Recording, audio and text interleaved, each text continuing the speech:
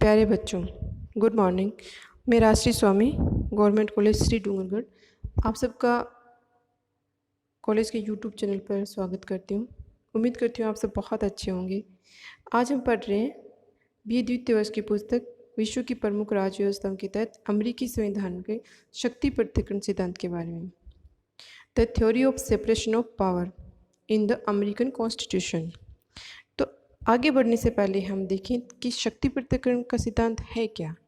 जैसे कि हम जानते हैं कि सरकार के 3 अंग होते हैं, व्यवस्थापिका, कार्यपालिका और न्यायपालिका, और इन तीनों अंगों के अलग अलग कार्य होते हैं।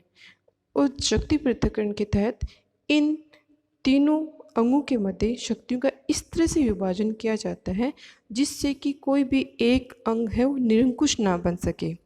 यानी कि कार्यपालिका, व्यवस्थापिका और न्यायपालिका को इस तरह से शक्तियों का उनमें बांट दिया जाता है ताकि उनमें किसी एक के हाथ में शक्तियाँ जो है केंद्रित नहीं हो और वो किसी की स्वतंत्रता का हनन नहीं कर सके। तो न्याय जो शक्ति पृथक्करण के सिद्धांत है उसकी शुरुआत सबसे पहले अरस्तु ने करी थी। जैसा कि हम जानते हैं कि अरस्तु को राजनीतिक विज्ञान का जनक भी मानते हैं, तो ये सिद्धांत सबसे पहले अरस्तु ने इसका विचार रखा था। ठीक है, और उन्होंने तुलनात्मक अध्ययन किया 158 देशों के संविधानों का, और उस अध्ययन के पश्चात उन्होंने ये सिद्धांत शक्ति पृथक्करण का सिद्धांत के बारे में अपने विचार रखे। फिर इस सिद्धांत को विकसित किया था जॉन लॉक ने। हम जानते हैं जॉन लॉक थे वो ब्रिटेन के निवासी थे, और फिर इसे पूर्ण रूप से परिभाषित एवं इसकी व्याख्या करके इसको आगे बढ़ाया मॉन्टेस्क्यू ने। मॉन्टेस्क्यू हालांकि फ्रांसीसी थे, लेकिन वो जब ब्रिटेन गए तो वहाँ पर वो जॉन लॉक से बहुत प्रभावित हुए, और वहाँ से ही उन्होंने ये सिद्धांत शक्ति पृथक्करण का सिद्धांत लिया। और इस जो शक्ति पृथक्करण का सिद्धांत है उसको सबसे पहले लागू किया गया अमेरिकी संविधान में। तो इस तरह से हम देखें कि जो मॉन्टेस्क्यू की पुस्तक थी द स्पिरिट ऑफ लॉज, उसमें उन्होंने इस सिद्धांत का व्यापक वर्णन किया, व्यापक इसको विस्तार इसको दिया।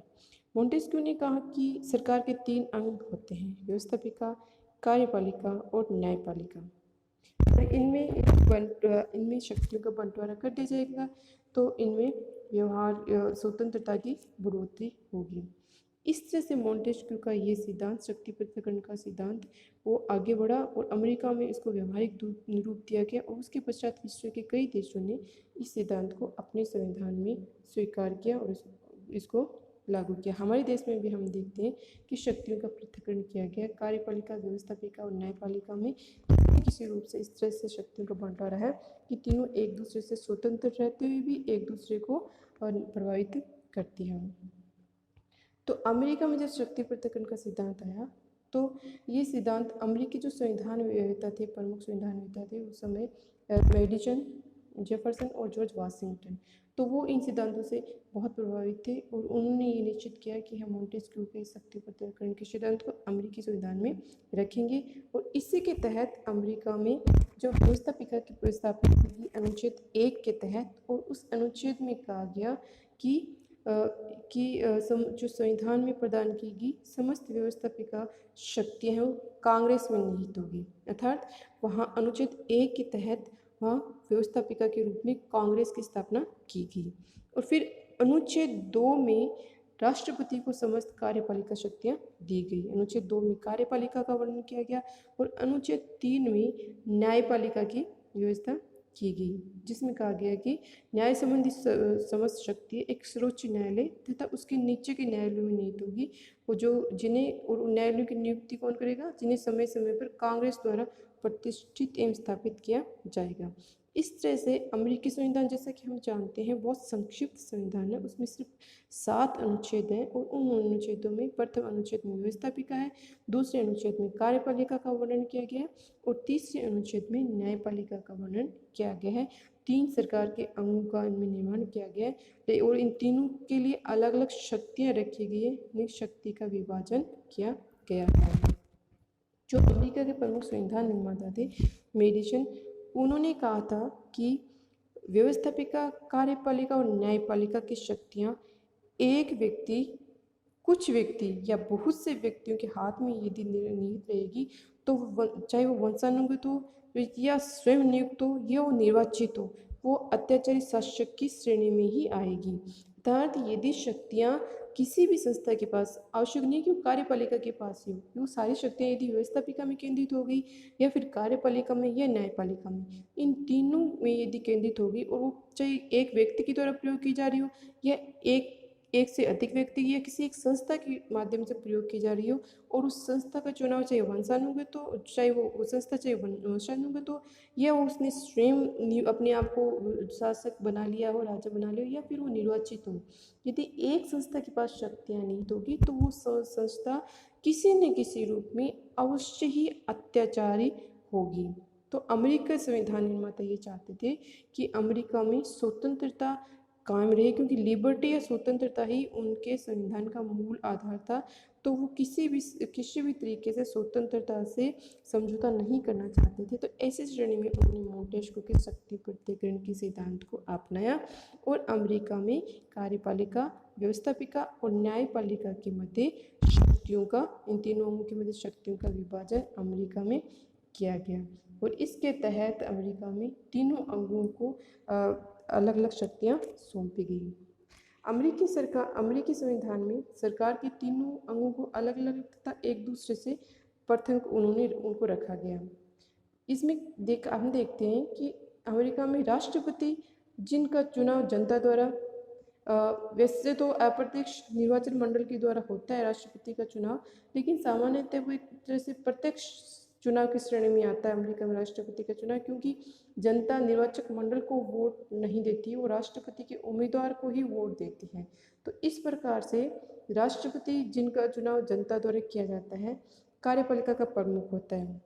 वह अपनी शक्तियों के लिए कांग्रेस के प्रति उत्तरदायी नहीं है, क्योंकि कांग्रेस व्यवस्थापिका में से राष्ट्रपति का चयन नहीं होता है, राष्ट्रपति जनता के माध्यम से स्वयं चुनकर आता है।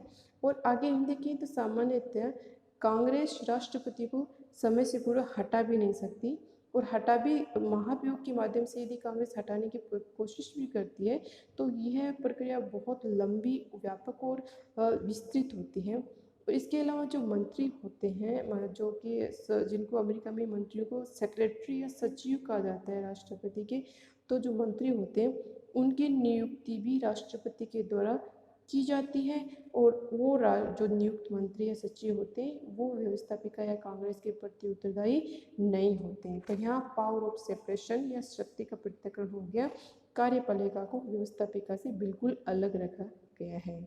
आगे यदि अमेरिका में कांग्रेस भी राष्ट्रपति के नियंत्रण से स्वतंत्र है, यानी कि जो व्यवस्थापिका है वो भी कार्यपालिका से पृथक है, स्वतंत्र है। राष्ट्रपति कांग्रेस को भंग नहीं कर सकता या उसके मंत्री कांग्रेस सदस्य नहीं बन सकते, न ही उसकी कार्रवाई में भाग ले सकते हैं। अर्थात राष्ट्रपति है जो कार्यपालिका है वो व्यवस्थापिका को भंग नहीं कर सकता, और उसके मंत्री होते हैं जो सचिव होते हैं राष्ट्रपति के कार्यपालिका के सदस्य होते हैं, वो भी कांग्रेस या व्यवस्थापिका के सदस्य नहीं बन सकते और न ही वो उनकी कार्रवाई में भाग ले सकते हैं।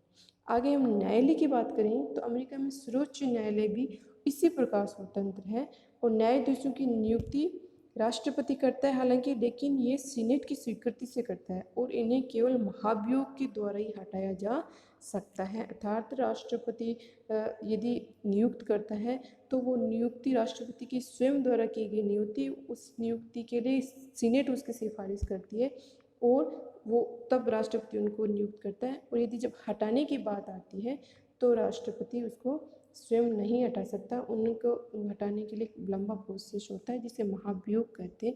उसी के माध्यम से राष्ट्रपति उसको न्यायाधीश को हटा सकते हैं। आगे ये देखें तो सरकार के तीनों अंगों के जो सदस्य हैं वो उनके चयन की भी अलग अलग प्रक्रिया है, भिन्न भिन्न प्रक्रिया है। कांग्रेस के सदस्य जनता द्वारा प्रत्यक्ष रूप से निर्वाचित होते हैं। कांग्रेस के जो दोनों सदन हैं, प्रतिनिधि सभा और सीनेट, उन दोनों के जो सदस्य निर्वाचित होते हैं वो सदस्य राष्ट्रपति की तरह ही जनता के द्वारा प्रत्यक्ष रूप से निर्वाचित होते हैं। राष्ट्रपति एक निर्वाचक मंडल द्वारा परोक्ष रूप से निर्वाचित होता है और न्यायाधीशों की नियुक्ति सीनेट की सहमति से राष्ट्रपति के द्वारा है। इस तरह से देखते हैं कि तीनों जो कार्यपालिका, व्यवस्थापिका एवं न्यायपालिका सरकार के अंग हैं, तीनों अंग, उन तीनों अंगों की नियुक्ति प्रत्यक्ष तरीके से एक दूसरे से अलग लगभग स्वतंत्र रूप से होती है। अब शासन के तीनों अंगों के जो सदस्य हैं उनके निर्वाचन की ये प्रक्रिया की जाती है। आगे शासन का एक ही अंग की सदस्यता का प्रावधान है, जैसे कि एक व्यक्ति है वो शासन के जो तीनों अंगों में से किसी एक अंग का ही सदस्य हो सकता है। कोई भी व्यक्ति है तीनों में से किसी एक ही सदस्य ही प्राप्त कर सकता है। जैसे व्यवस्थापिका का सदस्य है वो कार्यपालिका का सदस्य नहीं बन सकता, और कार्यपालिका का सदस्य व्यवस्थापिका का सदस्य नहीं बन सकता, और जो न्यायपालिका का सदस्य वो इन दोनों का अंग नहीं बन सकता। और सरकार के विभिन्न अंगों का जो अलग अलग कार्यकाल और कार्यकाल की जो निश्चितता है वो अलग अलग है।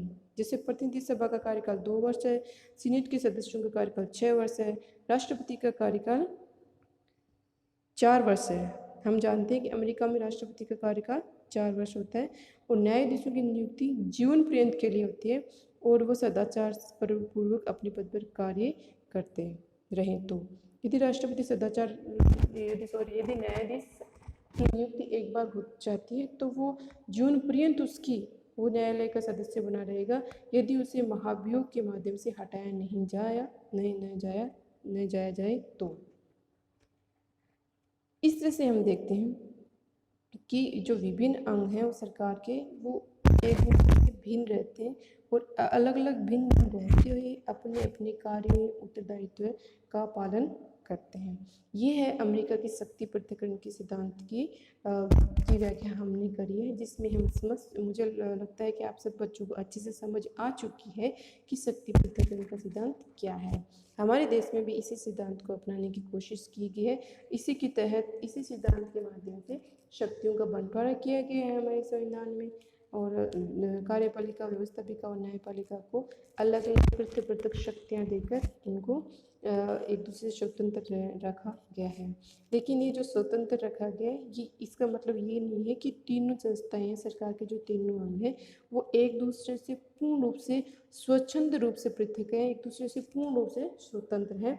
इनमें भी नियंत्रण और संतुलन की व्यवस्था की गई है। चेक्स एंड बैलेंस रखा गया है यूएस कॉन्स्टिट्यूशन में भी, और इस चेक्स एंड बैलेंस के तहत तीनों अंग एक दूसरे से पृथक रहते हुए भी एक दूसरे को नियंत्रित करते हैं। और ये जो नियंत्रण और संतुलन का सिद्धांत है इसका विस्तार से हम आगे के वीडियो में चर्चा करते हैं। अभी बहुत धन्यवाद।